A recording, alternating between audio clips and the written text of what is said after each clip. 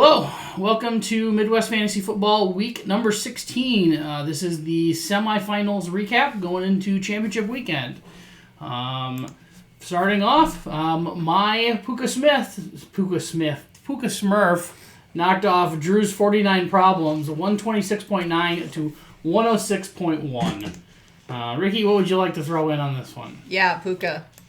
Puka is good. He Yeah. put up 36 points for you. 164 yards and a touchdown.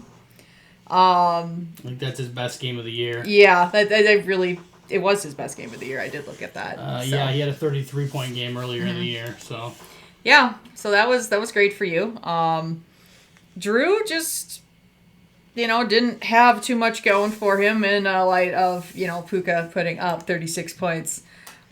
He probably could have played Brandon Cooks in the flex and got a few more points, but not enough to worry about. So, I probably would have just did what I did, Drew, too, and, just came up those roughly 19 points shorter. So, something, again, for you to worry about next week is you've got Pittman Jr. sitting on your bench. I have him already slotted into my lineup for next week. He's questionable.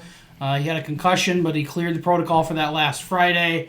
But he had a shoulder injury, so he's not sure yet what's going on. But I already have him slotted in next week for the lineup. From what I heard, he actually developed concussion symptoms again on Saturday. So he's got one of those fun concussions. Got it. So, most definitely something for you to watch out for next week. Well, that'll be great. Yeah. So. Okay. Anything else you want to weigh in on this matchup? Nope. You got Drew put up a good fight. You just can't do too much, though, when... who you got? You got Jacobs, couldn't play, didn't go. Allgaier's just such a weird person. And, of course, he went off this week. But Atlanta's offense is so hard to predict what they're going to do from week to week. It's tough. And then the San Francisco defense just looked like crap yesterday. I mean, they did all right-ish, but just 5 points is not... He had the right defense in by playing the Jets, so... Yep, absolutely. So... Yeah, just Puka. Puka happened, so... Yeah. Okay. Moving over to matchup number 2, Alex's Curse of the Bambino sneak past Scott and Josh's Pocket Dogs, 116.5 to 112.2. That had to be a nail-biter for Alex last night. Brock Purdy and his stiff neck throwing, 4 interceptions. And actually, they ended up... San Francisco ended up throwing 5 because I think Brock Purdy was in the tent for a drive or something. It was awful. Despite all that, Alex is still moving on.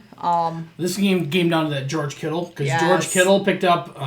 Scott and I were watching. Scott and I and Drew Ritchie were playing video games last night while this game was going on, and keeping an eye on fantasy football. I was kind of trying to play video games facing that way and watching the screen over here with the football game on it. It was not going super well. I will admit that. But I know because we got to a point where Kittle got that bump for his 100. I think the wide receiver bonus in our league is 125 points. He got 126 yards, so he got over that by 2 yards. That would have been 3 points cut off of the list. That would have been a hell of a lot closer game. Yeah. So that one really came down to George Kittle hitting that 125 point bump. Well, and then, Amon-Ra, Sun God, had 28 points as well for Alex. So, next week they've got the good matchup with Bears because we're playing the Lions, right? The Detroit, I believe, plays the Dallas Cowboys next week. Really? Okay. They're not doing a divisional next week. Okay. So hopefully he has a good week for you next week then again, Alex. So I do not hope so. Well, okay. So then on to the Pocket Dogs. It was kind of a tale of 2 running backs. James Conner comes back from the dead. Like, that midseason slump just sucked. He had 22.2 points.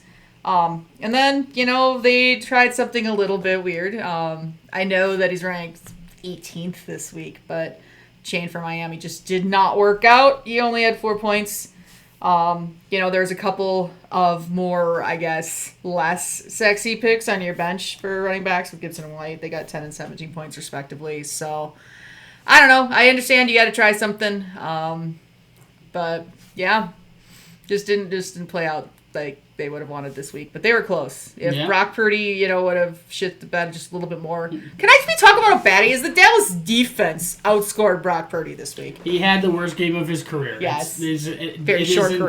It is entitled to happen to everybody once in a while. Yeah. We'll see how he bounces back from his first real like people questioning his abilities this week. Because I don't, he's a late round pick. He's, he wasn't a highly talked about prospect. So, has he done enough that people will be like, yeah, he's fine. He'll be bounced back, no problem next week. If he even plays, who knows if he clears the injury issue? He's got the questionable tag right now. By the weekend, I'm not sure what his status will be. All right, moving on to our Deuce Bowl. We've got the first matchup. Trent's JT Make Me Great Again comes up short to Lee's very sad ending. It's a pretty happy ending for Lee. You actually end up winning this matchup and escape a deuce.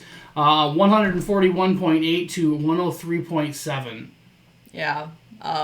Sorry, Trent, but the only thing that's going to make your team great again is the off season and getting rid of some of these players. So just start doing it for you.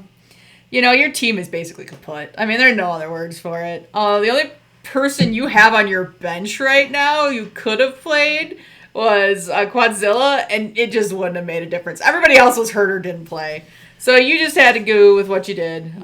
Couple of bright spots, though. I'm not going to totally rip down your team. Zay Flowers, nice bright spot there for you. I hope you didn't pay too much for him. He might be good to keep around for next year because, he had a pretty decent score for you. $3. There you go. Yeah, he had, 72 yards, a touchdown. What was the points on that? 22 points. Yeah, and then also the Houston defense did pretty decent for you. They had put up 15 points, so... Sam Laporta's hot streak kind of fills out here. I mean, actually, looking back, he had a rough week 2 weeks ago. He only had 4.7 points 2 weeks ago, 4.8 this week, but he had that 28.6 point game squished in the middle there. He's been very up or down depending on if he's going to catch passing touchdowns, right? I mean, that's kind any of freaking tight end unless you're Travis Kelce. Exactly right. That is exactly what happens. So it is what it is. All right, and then talk about Lee. Derek Carr, speaking of back from the dead, he actually had his season high day this week with 24.96 points, plus 300 yards, 3 touchdowns. Also, T. Higgins put up a lot for you, 140 yards and a touchdown for about 28 points. So, I guess it's a very happy ending for you. Hopefully that's a little bit of consolation because somebody's turning 40 this week, so merry birthday. I don't think that's him, dude. It is Lee Start's birthday this week. Drew Ryan's birthday. And it's Lee's birthday, too. Oh. Yeah. I didn't know that. Yeah, I did. Well, Lee, I'm sorry you're not joining us. Bummer. Hope you have fun celebrating up in Minnesota. Okay, other matchup. Wills, You Suck McMain gets the win, 144.5 over Tom's Ruptured Chubb. 144.5 to 93.1. Well, you got to take the 20 out, so it was basically about a 20-point win, right? What? Did you adjust these? No, these are just the real scores. Because the wins and losses, the two losers go on to face each other regardless. So I only have to do forcing matchup around in the first week. So this is what actually happened, unfortunately for Tom. But you know what? It doesn't really matter, right? A loss is a loss. You just got to win one more next week, right? Yeah. Even Ridley having also another great week with 26 points couldn't save your ass, Tom. Sorry. Pretty rough year when Gardner Minshew is your starting quarterback right now, so I kind of get where you're at. It doesn't... you played everything right, but that's got to hurt watching Dameon Pierce house one 98 yards last on special teams, but then have 100. I think it worked out to 174 return yards and put up 15 points for you on your bench just because of his special teams play, which is a total fluke. Nothing you could plan for there. So, looking at Will's stuff, Jahmyr Gibbs had 24 points. Younghoe Koo, Younghoe Koo, all right, had a day. He had 19 points as well. Also, Devonta Smith had a touchdown on a pretty decent point day for you, too. I mean, this is a solid run, pretty much up and down. The only real downside was Drake London had a pretty crappy game of only 6.9 points. You could have swapped that out for Khalil Herbert having 22. Yeah. I mean, Yeah. but 145 easily coached you into the next round. Yeah. And especially this week was so weird, too, because there's like 4 days of football and it drug out forever. It did. It was a lot to keep up with, so especially with the holiday. But, yeah. Also, I think Tom is one that's wishing for the off season, hoping for a win next week and to avoid the deuce. And we will see, next week. Tom and I made a trade mid-season. I got Michael Pittman Jr., who was out this week. Mm-hmm. Hopefully he's back next week because that will help Gardner Minshew on Tom's team. And then also I see that the best player on Tom's team this week was who he got in that deal, which was Calvin Ridley. So hopefully things work out better for you there.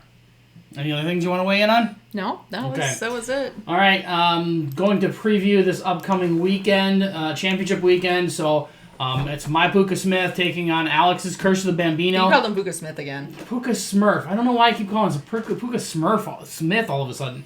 Puka Smurf taking on Alex's Curse of the Bambino. It's a rematch of last year's championship. Alex came out on top last year.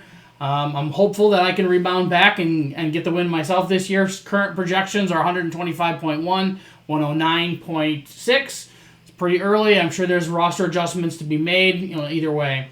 Then the third place game is Scott and Josh's Pocket Dogs taking on Drew's 49 Problems. That's currently 117 to 91.2 in favor of the Pocket Dogs. Again, I'm sure there'll be some roster adjustments there. And then finally, our Deuce Bowl. We've got Trent and Tom going down after that one. Right now, early favors are looking for Trent taking that one by 102.3 to 97.3. So about a 5-point margin so far there. But we'll see what comes out of any acquisitions that are picked up this week. Thinking about the championship matchup, Alex, if you were to win this week, you will be the first, I don't think ever we've had, looking at the championship listing, we've never had somebody win 2 championships in a row. So I'm the only one that can stop you at this point, so we'll see if that happens. However, if you do lose, it's not so bad. I mean, it'd be a nice rebound for me from last year anyways. And then over on the deuce side, Tom will be going trying to avoid his second deuce. Trent has never had a deuce. I know that he's got some great deuce-themed names picked out already, so we'll see if he ends up needing those. I would imagine that the fantasy gods are like, okay, you're going to be the deuce for that, but we'll see what ends up happening. Anything you want to weigh in on any of this stuff over here or Go championships? Alex. Go Alex. Wow, thank you so much. All right, the only other thing to talk about is where we're at in terms of wagers. I'll probably bring up on the screen right now is Scott and I's matchup of kickers. I've updated that through week 16. There are 2 weeks to go in the regular season, week 17 and week 18. Right now, I have about a 13-point lead in terms of total kicks. That's because I had a massive week 16. I think I outscored Scott's kicker by 35 points in week 16. So, thumbs up for that. Appreciate my kickers going out and kicking the ball super well, I guess. Other matchups that are out there and wagers that are still outstanding. My Green Bay having a winning record is still possible. They got to win out. It'll be close. The Vikings and the Bears are questionable, so who knows what will happen there. Darren Waller and Tom, I even trying to get to the average in terms of points scored per game, you're going to need a big number. We were looking at the total points scored for Travis Kelce, who's number 2 right now, versus Darren Waller, who is number 13 in terms of average. I think you need like 130 points more than Travis Kelce scores this week from Darren Waller this weekend. It's going to probably be tough to make that happen. So, that is it. Do you have anything else to comment? Would you like to make a comment on who you're rooting for in the Deuce Bowl? Tom and Trent. I just hope both teams have a great time. It's funny. Well, good luck to both Trent and Tom. Alex, good luck to you as well. We will see you back. We'll probably won't have a video until sometime mid next week. We'll be back from Jamaica on Tuesday. I don't think there's a Monday night game next week. So, or at least there's not one in any of our matchups anyways. At least not my matchup and Alex's matchup. So, I don't know for sure if there's a game next week or not. Probably not, because I think Monday is the 1st, which is all the bowl games in college. So that makes sense why there's no games on Monday. So, Fantasy Week will probably be ending on Sunday. Probably won't get a video until Wednesday next week at the earliest. So, that's all I've got. Good luck to everybody, and we'll see you next week.